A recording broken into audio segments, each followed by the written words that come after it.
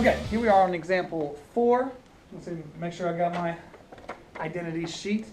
Once again, we're going to do verify, which means I'm going to give you a trig equation.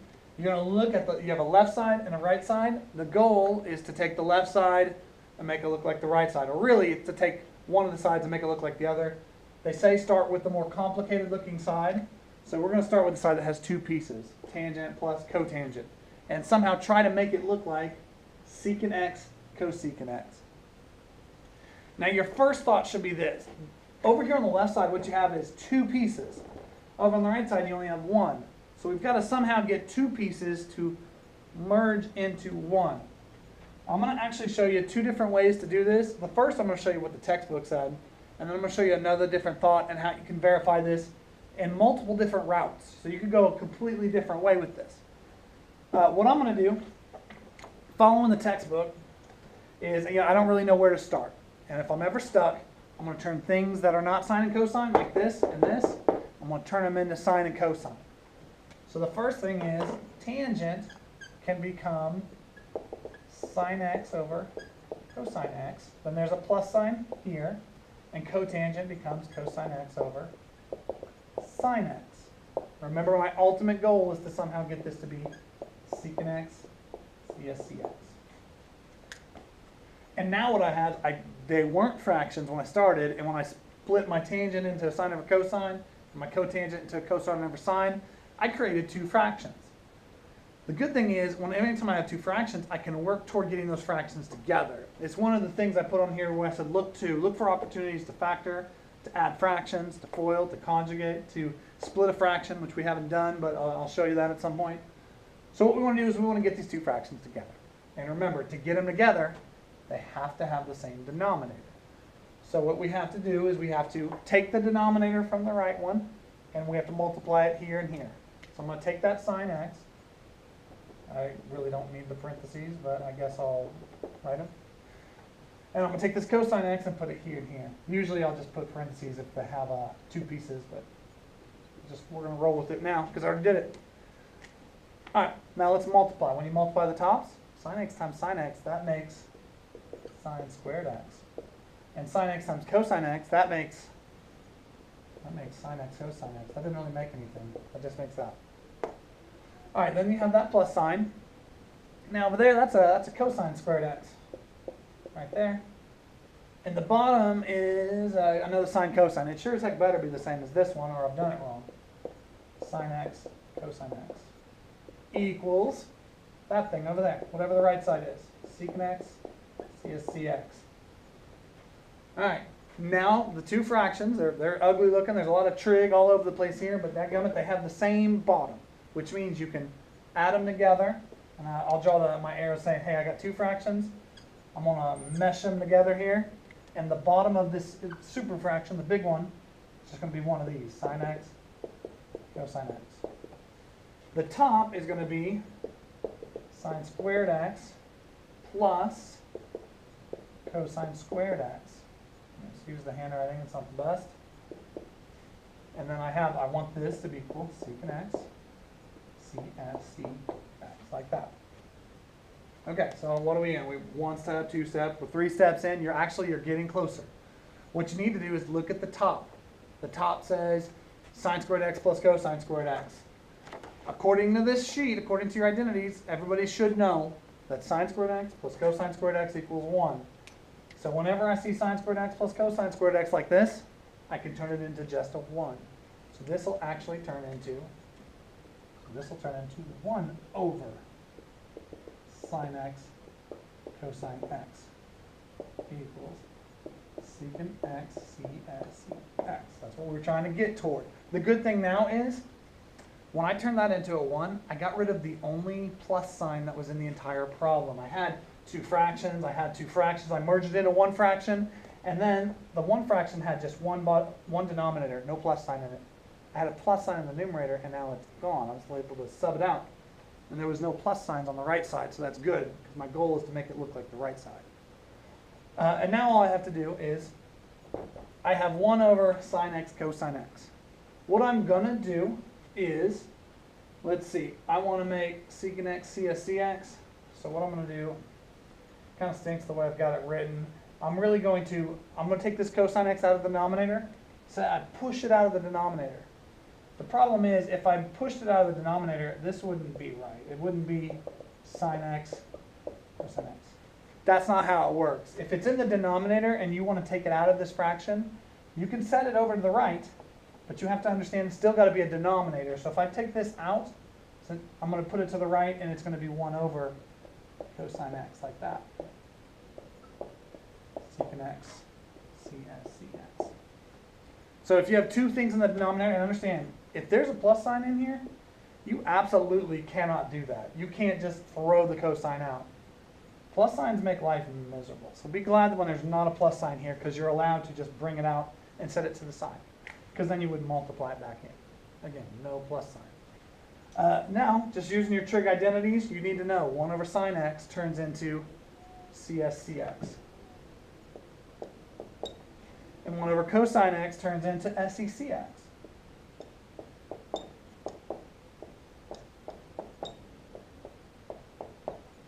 And we're pretty much done. The only thing is I got CSCX, SECX, but you should know when it comes to multiplying, it doesn't matter the order that you multiply in.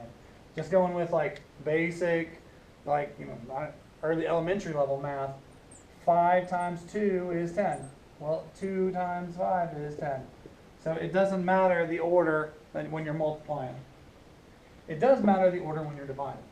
A couple things. It doesn't matter the order that you add in, but it does matter the order you subtract in. It doesn't matter the order that you multiply in, but it does when you divide. So I can just flip these things around and go SECX, CSCX equals SECX, CSCX. And if somebody said, hey, how were you able to just flip these things around? You'd just be able to justify it by saying it doesn't matter. The order that you multiply two things doesn't matter which one comes first. And I got the left side to look like the right side. So there was a step, here's a step, here's a step. All right, that's one way to do it. Now what I'm going to do is I'm going to do the same problem. I'm going to scoot over here a little bit, and I'm going to work the exact same problem out. I'm going to do it a little bit differently, and then we can kind of look at both of them. So this problem started out with tangent x plus cotangent x equals secant x, CSCX. All right, another way that I thought of, you can do this without having to do the sines and cosines business. And you can do it like this. On the left side, I know I've got two pieces, and I want to make it one piece. And I see that I got a tangent and a cotangent. So what I could do is I'm going to actually leave the tangent alone. So I'm going to leave that alone. But I'm going to turn this into 1 over tangent x equals secant x, CSCX. And now I have two things, and they're not fractions. Like this one's not, but that one is. Well, now they're both fractions. You're allowed anything. You're allowed to just make a fraction with a 1 on bottom. And if I want to take these two things, and the reason I'm showing you this way is because this sometimes you'll just start out with like this situation: tangent x over 1 and 1 plus tangent x, or 1 over tangent x. What I'm going to do is get the fractions the same. Remember that they weren't even fractions. I have a thing that's not a fraction and a thing that is a fraction. If I want to get them the same, I'll pretend it is a fraction. Take this denominator and write it here, tangent x over tangent x. And you can take this denominator, which is 1, and put it here and here. It's not necessary, but just for effect, I'd multiply those by 1s. Slanty ones, apparently. Well, how about straight up 1s? It's not necessary. You don't have to do that. Then this becomes tangent squared x over, that's tangent squared x, over tangent x. And then this didn't do anything. Equals secant x, CSC. All right, now at the very least, I have two fractions with tangent x on bottom, so I can like merge them together. Show my little fancy arrows here. All right, tangent squared x plus 1 over tangent x equals secant x, CSCX. Now I'm going to look on my sheet, because I think tangent squared x plus 1 is on here. It is. It actually says 1 plus tangent squared equals secant squared. So I can change this right here into secant squared. And even though it says tangent squared plus 1, mine says 1 plus tangent squared. Doesn't matter. So now I've got secant squared x over tangent x equals secant x, CSCX. Do take a note. I just somehow created a secant squared. I'm trying to get a secant. Here's one thing you can do. I know I need a secant right here. Secant squared is really secant times secant. So one thing I can do is I can split it into two secants, just secant, secant. And I'm going to pull one of them. I'm really going to take secant squared, I'm going to pull one of them to the left, like this. Secant x, and then I'm going to leave one of them in the numerator there. Secant x over tangent x equals secant x, cs cx. Now the reason I just did that is because this secant x, well heck, I started out with a secant x here. So from now on, I'm going to leave this alone the whole way because this secant x is going to be that secant x. And now I've just got to battle right here and try to make this look like a cs cx.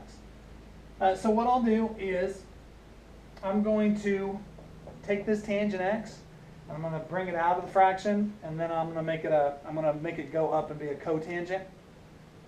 And the better that you get at this, you can explain this quicker. So I'm going to say secant x, and then I'm going to say secant x, and then I'm going to have 1 over tangent x equals secant x, CSC x. And then that 1 over tangent is going to become a cotangent, clearly. Now, as you get better, one thing I said, you can explain that. You go, hey, I can take this tangent and bring it up to the numerator and make it a cotangent. That is possible. You can always take a tangent and bring it up here and make it a cotangent. Or you can take a secant and bring it to the denominator and make it a cosine. That's always okay. So this becomes cotangent, and I'm pretty much out of space.